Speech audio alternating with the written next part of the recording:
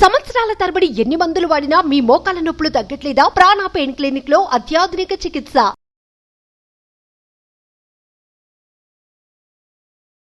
Welcome to Suman TV.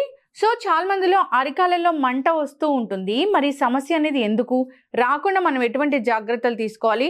ఈ సమస్య మరీ తీవ్రంగా ఉంటే ఎటువంటి ట్రీట్మెంట్స్ అనేవి అందుబాటులో ఉన్నాయి?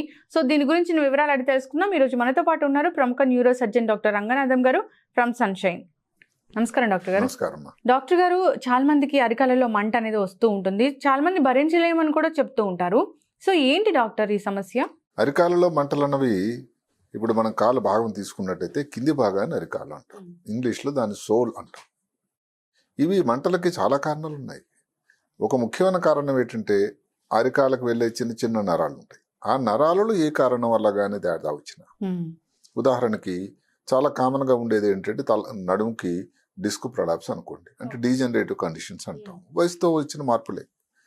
అదే కాకుండా నడుము ఏం దెబ్బ తగిలింది, ఏదైనా స్పైన్కి ఆపరేషన్ అయింది, ఇలాంటి వాళ్ళలో అది ఇబ్బంది ఉంటూ ఉంటుంది. దానివలన కాళ్ళలో మంటలు.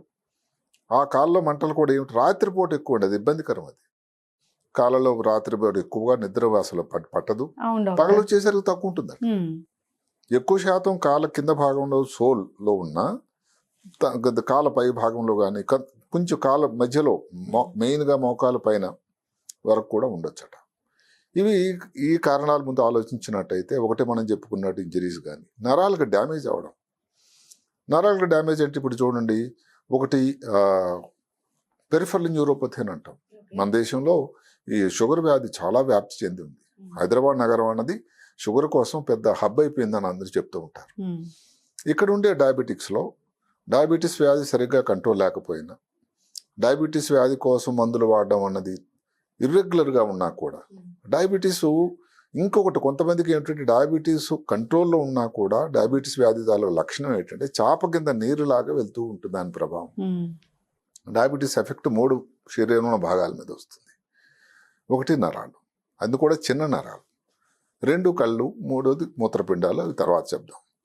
ఈ నరాల మీద దాని ప్రభావం చాలా ఎక్కువ ఉంటుంది. ఈ మధ్యకాలంలో క్యాన్సర్ కోసం వైద్యం చాలా ఎక్కువగా విరివిగా జరుగుతుంది. ఎన్నో క్యాన్సర్ హాస్పిటల్ వచ్చి వెల్లివిరిచాయి. దానికి ఇచ్చేటువంటి ఒక భాగం ఏంటంటే కీమోథెరపీ, అంటే క్యాన్సర్కి ఇచ్చేటువంటి మందులు. ఆ మందులు ఉపయోగం ఎంతైతే ఉందో దానివల్ల కొన్ని ప్రభావాలు కూడా నరాల మీద ఉంటూ ఉంటుంది. కొన్ని వాతావరణ కాలుష్యం, దానివల్ల టాక్సిన్స్ అందిస్తాయి. ఏదైతే గాలిలో ఉండేటువంటి నీటిలో ఉండేటువంటి టాక్సిన్స్ వల్ల కూడా నరాలు తేడా వస్తుంది. అదే కాకుండా కొన్ని విటమిన్ లోపం. ఏ విధంగా విటమిన్ లోపం? ఉదాహరణకి B12 విటమిన్, ఇంకోటి ఉంది ప్యాంటోథెనిక్ యాసిడ్ అని, అసలు చాలామంది ఆ పేరు విని ఉండరు. ఇలాంటి విటమిన్ లోపం వల్ల కూడా మంటలు రావచ్చు. ఇప్పుడు ఎండోక్రైన్ అంటే వినాళ గ్రంథులు అంటాం, అంటే థైరాయిడ్ ఒక ఎండోక్రైన్ గ్లాండ్. అలాగా ఈ ఎండోక్రైన్ గ్లాండ్ చూసుకున్నట్టయితే ఇందాక చెప్పుకున్న డయాబెటీసే కాకుండా హైపోథైరాయిడిజం అని చాలా కామన్ ఎక్కువైపోయింది. అంటే వాడకంలో ఒకప్పుడు ఏంటంటే సముద్ర ఉప్పు నుంచి అందులో వాడేవారు, దాంట్లో పుష్కలంగా ఉండేది ఐడిన్. ఎప్పుడైతే ఐడిన్ లోపిస్తుందో దాని వలన ఎంత గొప్ప ఏ కంపెనీ సాల్ట్ వాడినా కూడా వాళ్ళలో ఈ థైరాయిడ్ ప్రాబ్లం రావడం చాలా కామన్గా, ముఖ్యంగా స్త్రీలలో. ఈ థైరాయిడ్ లోపం ఉన్న వాళ్ళు ఏమవుతుంది, ఒకటి బరువు పెరగడం, చర్మం అంతా కూడా పొడిగా అయిపోవడం, కాళ్ళలో మంటలు, ఇలా కొన్ని ఉన్నాయి. అంటే ఇన్ని కారణాలు ఉన్నాయి నిజానికి. అదే కాకుండా జన్యుపరంగా కొన్ని ఉన్నాయి, అది హెరిడిటరీ డిజీజ్ అంటాం, దానివల్ల కూడా. అలాగే ఆటో ఇమ్యూన్ అంటే ఏమిటి, శరీరంలో ఏదైతే ఉండేటువంటి రోగ నిరోధక వ్యవస్థ, అది చాలా అవసరం అందరికీ. ఏ కారణం వల్ల కానీ రోగ నిరోధక వ్యవస్థ ఇప్పుడు కంచే చేను వేసినట్టుగానే ఆ వ్యక్తికే కానీ ఇబ్బంది పెడితే, అలాంటి ఒక జబ్బు కారణం ఏంటంటే రొమటాయిడ్ ఆర్థరైటిస్ అంటాం. చేలు ఎలాగైపోయి, కాలు ఎలాగైపోయి, అదొకటి.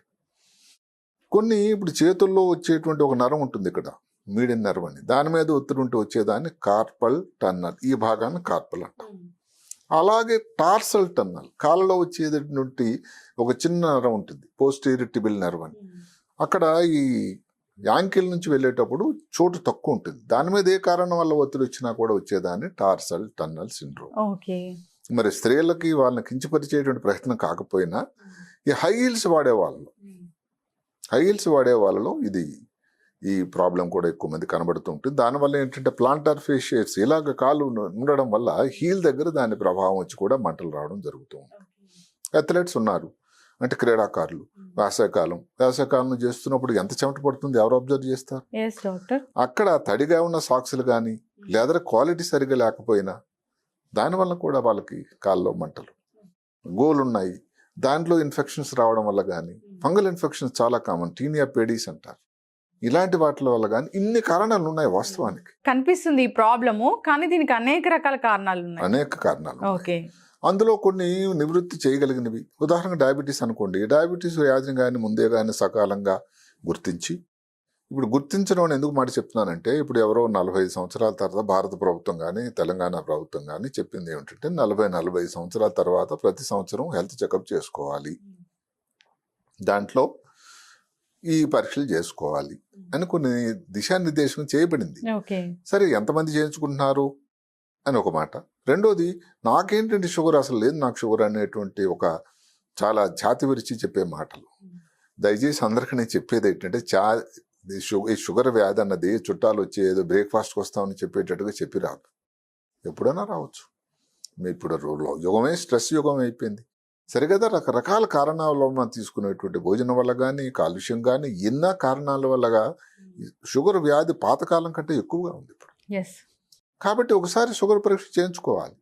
షుగర్ పరీక్ష చేయించుకోకుండా ఇంకోటి ఏమంటారు, ఈ మధ్యన వచ్చిందండి కంట్రోల్లో ఉందండి. లేదు, ఇప్పుడు అదే వ్యక్తికి ఇంకో పరీక్ష ఉంటుంది, HbA1c అని. అంటే గత 3 నెలల నుంచి షుగర్ తాలూకా యావరేజ్ ఎలా ఉంది అని.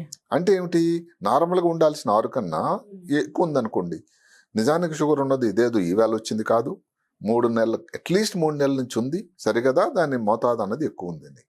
అంటే షుగర్ గురించి ఇన్ని విషయాలు ఉన్నాయి. ఇలాంటి విషయాలన్నీ పరిగణలోకి తీసుకొని కానీ కంట్రోల్ చేసుకున్నట్టయితే ఇలాంటి మంటలు కూడా తగ్గడానికి ఆస్కారం అయితే ఉంది.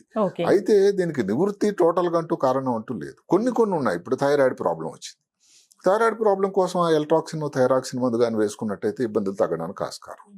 విటమిన్ లోపం వచ్చింది, ప్యాంటోథెనిక్ యాసిడ్ అనుకున్నాము, విటమిన్ B12 ఉండేటువంటి ఆహారం పుష్కలంగా తీసుకుంటే దానివల్ల కూడా కాళ్ళ మంటలు తగ్గడానికి ఉంది. ఇప్పుడు క్రీడాకారులు వాడుతున్నారు, కొంచెం జాగ్రత్తలు తీసుకోవాలి. చెమట పట్టడానికి ఆస్కారం ఉంది కాబట్టి వేసవి సమయంలో ఎక్కువ వాడినప్పుడు సాక్స్లు మాటిగా మార్చడం కానీ, మీరు టెన్నిస్ వాచ్ చేస్తుంటే వాళ్ళు క్రీడా ప్రాంగణంలోనే దానికి స్వెటర్లు కానీ కాళ్ళకు షూస్ కానీ మార్చుకుంటూ ఉంటారు. ఎందుకంటే అది ఒకసారి ఆటలు నిమగ్నమై ఉంటాయి, ఎంత తడిగా అవుతున్నాయి సాక్స్లు అని ఎవరు గ్రహించరు.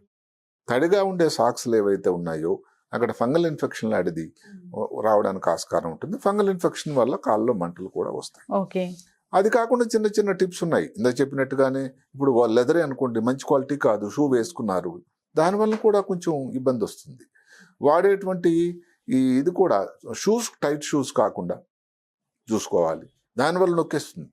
ఇప్పుడు టార్సల్ టనల్ సిండ్రోమ్ అన్నది ఏమిటంటే, ఒకవేళ కానీ అదే కానీ గుర్తానికి చిన్న నెర్వ్ కండక్షన్ టెస్ట్ అని ఉంటాయి, చాలా సింపుల్ పరీక్ష, పెద్ద ఖర్చు కూడా కాదు. అది చేసి దానికి ఏదన్నా కానీ మరీ తప్పనిసరి పరిస్థితులు చిన్న శస్త్రచికిత్స కూడా ఉంది.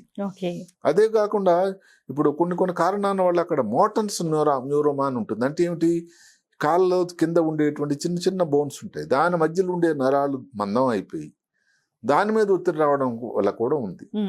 బర్నింగ్ ఫీట్ ఏదైతే కాళ్ళలో అరికాళ్ళలో మంటలు అనేది చాలా కారణాలు ఉన్నాయి.